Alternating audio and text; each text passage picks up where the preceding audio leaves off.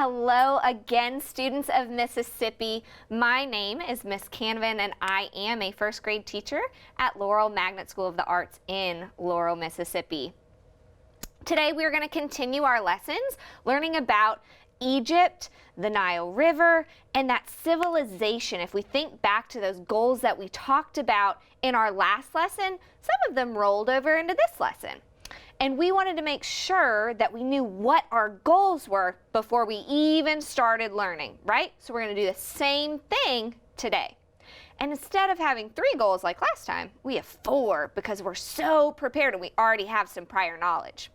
So the first thing is we want to make sure that we know where Egypt is on a world map and be able to identify what continent Egypt is part of. The next thing that we are going to do is we're going to identify what a hieroglyph is as a system of writing used in ancient Egypt. The third thing we're going to do is explain why a written language is important to the development of a civilization. And the fourth thing is we're going to describe those key components of a civilization. So let's take a look at that map. And remember, we are in the United States. We're in our little state of Mississippi, and we're going to fly all the way across the Atlantic Ocean. And we are going to end up on the continent of Africa. And we're going to Egypt, which is in that top right corner of the continent. All right? So let's come back from our map and let's activate some of that prior knowledge that we have from our last lesson that we did together. So if we look over here to our story elements, in our story that we read before, we had some pieces that were fantasy or fake fiction, and then some pieces that were real and factual, right? So let's see if we can remember what we talked about before. We had some characters, and these characters are going to come back in our story today. So do you remember one of our characters from our story?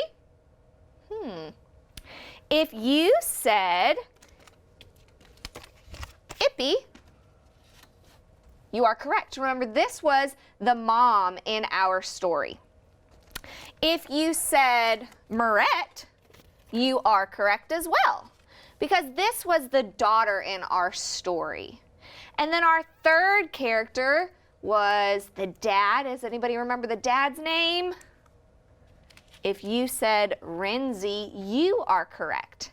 So those are our 3 characters that we're going to hear from again in our story today. Now, what about setting? Remember, setting is where or when our story takes place. If you said Egypt, you are correct, because remember, that's what we're focusing, right? We're focusing on figuring out where Egypt is and what's so cool about it. And then if you said the bank of the Nile River, you are correct as well. Because remember, we're talking Egypt, it's part of that continent of Africa, right? And so the bank of the Nile River is really important for all of their civilization. And that was one of the goals we had for the end of this, is to understand what was so important and what helped them be a successful civilization. Now, the Nile River gave us some of those benefits, those really good things that we needed to be a successful civilization, right? So do you remember any of the benefits? The one that Miss Canva remembers right off the top of her head is that vocabulary word we learned about, enriched, right? The enriched soil, that was a benefit. It had enriching soil from that Nile River. That was a benefit. What about what our character Renzi did? He did something important, right? He was fishing, right? That was an important benefit of the Nile. They were able to go out into the water and get food to eat with their family, or they were able to fish to have something to bring to market and get money from, right? They could sell their goods. Which takes me to another benefit that we talked about last time, which was making those goods. Does anybody remember what Ippy and Mirette did, what they created, what goods they made? clay pots. They had that really great clay that was on the banks of the Nile River. All right? And last but not least, the benefit was of transportation. And our transportation were the boats that went up and down the Nile River. So the benefits of the Nile were very important for our civilization of Egypt, right? So now before we get started, we also last time, just like this time, talked about those vocabulary words. And I want us to learn 2 new words, and we're going to review 1 other word, all right? So let's start with this word right here, accurately. Okay, the definition of accurately means that it is without errors or mistakes. Okay, so that's going to be important when we get into our story, hearing that word accurately and what they did with accuracy. So without errors or mistakes, that is an adverb. And our picture of accurately, Miss Canavan used a little bullseye. Because when we have bullseyes, we want to be accurate, right? We want to hit right there in the middle. So without errors or mistakes. And with our Frere model, we always have a sentence. So my sentence is, the girl accurately answered the questions. And I hope by the end of this lesson, you can accurately answer our questions. All right, so that's word number 1. Say accurately. Good job, accurately. The next word that we have, which is going to be the most important word we learn in the whole lesson, is called hieroglyphs. Say that word with me, hieroglyphs. I think this is just so cool. Hieroglyphs are pictures that have sounds, that are representing our sounds, our letters, or our words. And they are just so cool. And we're going to actually have an activity at the end of this, if you stay with me, on hieroglyphs. All right? So a hieroglyph, that part of speech, is a noun. And our picture is right here. This is a real picture of some hieroglyphs. All right, and see how there's symbols, they're pictures, and each of these represent either a sound or a word or a letter that we can string together to make a word. And so my sentence is, Egyptians used hieroglyphs to tell stories. All right, so those are our 2 new words, accurately and hieroglyphs. And then we're going to review 1 word from our last lesson, and that word is civilization. We should know what that word means, right? A civilization. Can you tell me what a civilization is? If you said that it is people from or living in Egypt, you are correct. All right? That civilization is a noun, right? That's a thing. And our picture, we're going to use the same picture from our last lesson, this guy, right? And I want you to tell a sentence of your own. I'm not going to put my sentence up today because we talked about that in a sentence last time, right? So civilizations, people and language that created a culture. All right. So today we are going to learn about writing in ancient Egypt. And that vocabulary word we just talked about, a hieroglyph, that was our language that we used back in ancient Egypt thousands and thousands of years ago. So, if we think back to that vocabulary word of civilization, the group of people with their own language or way of life, then we know that they had to create something that used that, and that was their hieroglyphs. So, I want you to pay attention in our story to our story elements. Did our characters change? Do you think our setting is going to change? I don't think so, because if we think about it, our whole lesson is about Egypt and the Nile River. So what I want you to do for a second is I want you to close your eyes and I want you to turn on your imagination. And I want you to imagine what our setting is, the banks of the Nile River. Can you see the water? Can you see the sand on the banks of the river? Could you maybe feel it with your toes? Could you maybe hear the way that the river sounds against the banks of the river? All right, come back to me. Let's open our eyes. I think that we are set and ready for our story. What do you think? Let's read together. All right. Once in a while, Mirette accompanied her father while he went fishing. Late one night, Mirette and her father returned from a long day of fishing on the Nile River. They were both exhausted from being out in the hot sun all afternoon and relieved to be back on the banks of the river. Mirette's mother was waiting for them along the shore. When she saw Mirette, she scooped up the tired little girl and gave her a huge hug. I will sing you your favorite bedtime song as we walk home, my child. She told Mirette. Mirette nodded, wearily looking up at her mother. When her mother finished singing the beautiful song, Mirette asked curiously, Mother, how did you learn that song? I learned it from my mother, who learned it from her mother, Mirette's mother replied. I learned everything I needed to know by listening to my mother. I will teach you everything you need to know, and I hope that you will be able to listen well. I will, Mirette answered. But isn't there another way to pass on information? Well, yes, Mirette's mother answered. The kings and scribes know how to draw symbols called hieroglyphs that represent the words we say. Then someone else can come along and read those symbols much later and understand exactly what was written.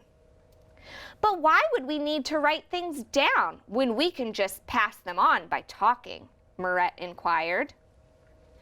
Sometimes messages need to be carried by messengers over very long distances, Mirette's mother explained. And in the time it took to travel great distances, messengers sometimes forgot the messages or got some of the words mixed up when they tried to repeat them. That's not good, Mirette exclaimed. Then the person could get the wrong message. Exactly, Mirette's mother continued. However, when the message is written down, there is no chance that the messenger will forget the message or get it mixed up. This is one reason why reading and writing are so important. We Egyptians decided it was important to write things down accurately. That seems like a good idea, Mirette agreed. So writing things down using symbols helps messengers deliver the correct message. But are there other things that writing is used for? Many things, Mirette's mother said. Writing is used so that the important things that happen will be remembered for a long, long time. It is how we can look back and remember things that happened before you and I were even alive. Wow, Mirette said in amazement. Her mother continued. So we write to record our history, but we also use it to write down laws that everyone should follow. We use these symbols to write down stories, poems, and even songs. Like the beautiful song you always sing to me, Mother? Mirette inquired. Yes. The song I sing to you every night has been written down so that it will be remembered forever, Mirette's mother answered, smiling. That's good, Mirette said. I like that song. She paused and then asked, so the carvings on the stones of the temple are a form of writing? Yes, her mother replied. People also paint or write on wood and papyrus. The messengers I told you about earlier normally take messages written on papyrus. Well, I imagine that a stone would be quite heavy to carry, Mirette laughed. Morette's mother laughed as well and then said, "But now, my dear, it is time for you to sleep. We are finally home." "Will you sing me the song one more time?" Morette asked as they went inside. Morette's mother nodded and then began singing. Before she was even done, Morette was fast asleep. Morette's favorite song had been written down using hieroglyphics, the ancient Egyptian way of writing. In ancient Egypt, kings, scribes, priests, and craftsmen were some of the few people who understood the meanings of the symbols. These hieroglyphs, or single pictures and symbols, were used instead of the letters and words we have in our language to communicate and write down important messages, laws, songs, stories, and prayers, so that they would be remembered for many years to come. It wasn't until hundreds of years later that the word hieroglyphics was given to this form of writing. All right, students, let's come back and let's discuss some of the things that we've learned in our story today. So, what is the name of the ancient Egyptian system of writing? Good. If you said hieroglyphics, you are correct. If you said a hieroglyph, you are also correct. Hieroglyphics is the whole language, but a hieroglyph is just one singular individual character or symbol. All right, where did the ancient Egyptians write hieroglyphs? They used papyrus, wood, and stone. Which one do you think would have been the hardest one to carry? The stone. You would have had to have some really big muscles to be able to carry your messages on the stones, right? And a papyrus is like a leaf almost. So they used that. It was much lighter, kind of like the paper we use today. And then what kinds of things did the ancient Egyptians write down? What did our story tell us? They did songs, right? That was one of the first things it talked to us about, right? Because Morette loved the song that her mother, Ippy, had sang to her whole life. But they wouldn't have known it if it wasn't written down. They also used it for the laws. If you said to deliver messages, you are correct. And then even stories. They used all of those things with hieroglyphs. That's how they communicated it. So, I want us to do an activity together. And we're going to look at some real hieroglyphs and try and decode some of our words. So, let's take a look at the key we're going to use. Okay, so this right here is how we're going to be able to read our words. So every letter has a symbol or picture correlated with it. They go together. So if I look at the A, he looks like a bird and they're calling him a vulture. So whenever we see that picture of a vulture, the letter is going to be A and the sound would be ah. If I look at the M, he looks like a bird too. But what I notice is he's facing the opposite direction. He's looking towards the right, and his body is a little bit different. So the owl, he's going to represent the letter M and the sound mm. And so we have every single letter of our alphabet. And we also have some digraphs too, just in case when we get to our activity, you need those, such as CH that says ch and SH that says sh. And then we have two pictures that I want us to pay attention to. We have the man and we have the woman. So you are able to, after we get through our activity, use those to show if you are a boy or a girl. So, let's come together and let's see if we can decode some words together. All right? So, if I look at my key that we just talked about, I have one right next to me.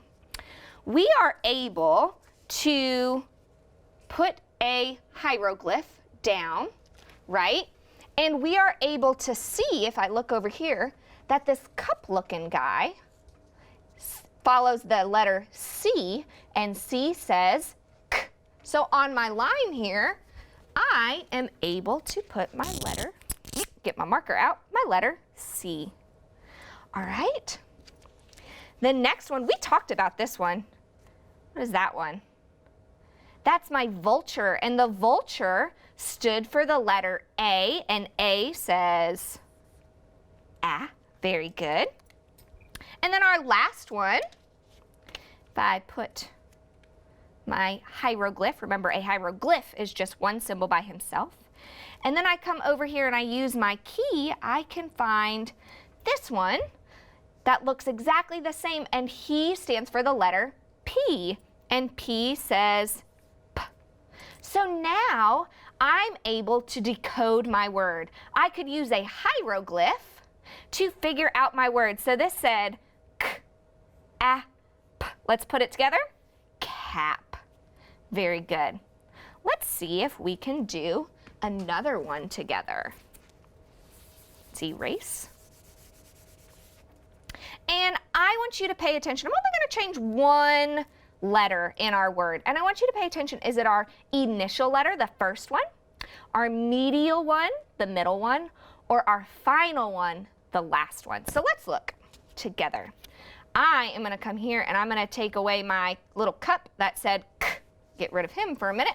And I'm going to find my little taco looking guy. He's not really a taco. They call him a loaf, but he looks like a taco to me. And coincidentally, the taco is on the T letter, and T says T. Make sure we just say T. And then we didn't change this, so my vulture is the A. He says Ah. Very good. And then my last one is the letter P, and he says P. He's a very quiet sound. P. So let's see if we can read this together. T, A, P. Tap. Very good. All right, so that's two different words. I want us, because you guys are superstars and so good at reading, we're going to do one more together. And we are going to change that initial sound, the first sound we hear. I want you to see, I'm going to put our key back up on our slides after I show you. And I want you to see if you can find the letter that goes with this guy. He looks like a little circle with another circle, or an oval and another oval with him. Can you find the letter? If you said R, you are correct. So the R says R, our vulture says Ah, and our little rectangle here says P. So let's read that word together. R, A, P, wrap. Awesome job. All right, so real quickly, before we move on to the cool activity you get to do, I want to see if you notice what our three words just did. I'm going to erase my letters, and we're just going to look at those hieroglyphs. Okay, my first word was cap, right? K-ap, cap. Then we had t-ap, tap. And then we said r-ap, wrap. Did those words do anything special? If you said those were rhyming words, you are correct, because our rhyming words have the same medial and final sound, but our initial sound changes. So, are you ready for our super fun activity that you get to do? I am too. So, let's take one more quick look at our key for our hieroglyphs. Let's take a look back. This is what we are going to be using to do our activity. And don't worry if you don't see this again, because I'm going to give you the website you can go to find it. All right, so we are going to get to write our own name in hieroglyphs, okay? So I'm going to show you my name, because my name is kind of long. He's got a lot of hieroglyphs, right? Each singular one. So I used my key that I just showed you, and I was able to see that my name would be K, Miss Canavan, C-A-N-A-V-I-N.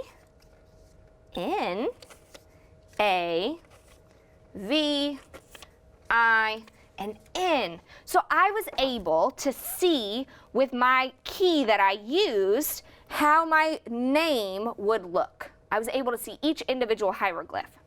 And then I drew it. And Miss Canavan doesn't always think that she is the best artist, but I always try because our art teacher at Laurel Magnet School says that everyone is an artist. So I used my key and I took each sound that I saw and I drew it. So I had my little cup and I had my little vulture, and this was my name. So what you're gonna get to do is you're gonna write your name, and you're able to go to www.egyptabout.com to find the key that I showed you in our video, in our lesson today. And you can use that key at home. You'll just have to click on the spot that says hieroglyphics, because that's what we talked about today. All right, and when you finish, with a parent's permission and their help, we would love to see your work, your name with hieroglyphics. So when you finish, go on to any social media and upload a picture using the social media tag MPB Classroom, and we'll be able to see your work. Wow, I am so proud of how hard you guys worked on this lesson today, learning about hieroglyphics and the Egyptian civilization. You did such a spectacular job learning about their language. And I'm proud of you just as you should be of yourself. All rights and credits for today's lesson come from CKLA, and we would like to thank MPB for publicly sharing these valuable resources with you, boys and girls. And I cannot wait to see what you do with hieroglyphs. See you guys later.